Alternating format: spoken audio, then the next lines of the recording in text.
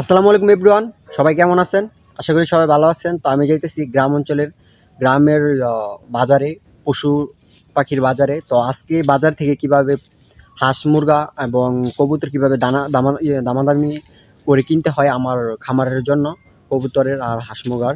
তো আজকে আপনাদেরকে দেখাবো, সাথেই থাকুন। ধন্যবাদ, পাশে থাকুন। তো আমি চলে যাচ্ছি বাজারে। তো গুদারার জন্য অনেকক্ষণ বসেছিলাম, তো এতক্ষণে গুদারা আসছে। তারপর মনে অনেকগুলা চালের বস্তা জন্য আর কি, চালের বস্তা নামানোর পরে গুদারা বাসাইতেছে আর কি। আমাদের যাইতে হইব নদীর ওই পার, কারণ ওই পার হলো বাজার, গরু ছাগল পশু পাখির বাজার ওই পার থেকে আনতে হইব।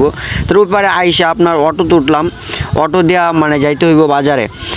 আর জিনারপুর থেকে আপনার অটোর ভাড়া নেবে মেবি আপনার 10 টাকার মতো একজন পিছে আর কি। আর যদি রিজার্ভ করে যান তাহলে অন্য হিসাব, আর গরু ছাগল যদি আনেন তাহলে এটা অন্য হিসাব।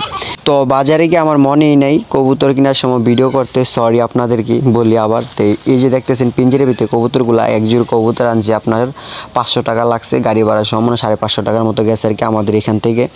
তো এই এক জোড়া কবুতরই আনছে। আর অনেকে বলবেন যে কবুতর আইনা খাসাই কেন বন্দি করে ছিঁড়ে রাখছে। এই যে দেখতেছেন যে ক্যারেটগুলা, এই জায়গায় কবুতরের ঘর বানিয়ে দিয়েছিলাম, কিন্তু আমাদের আগের পুরানো কবুতর যেটি এটি ঠুরকায় এগুলারে অনেক ক্ষতি আহত করে, তার জন্য আর কি এই খাসারিতে বন্দি করে রাখা।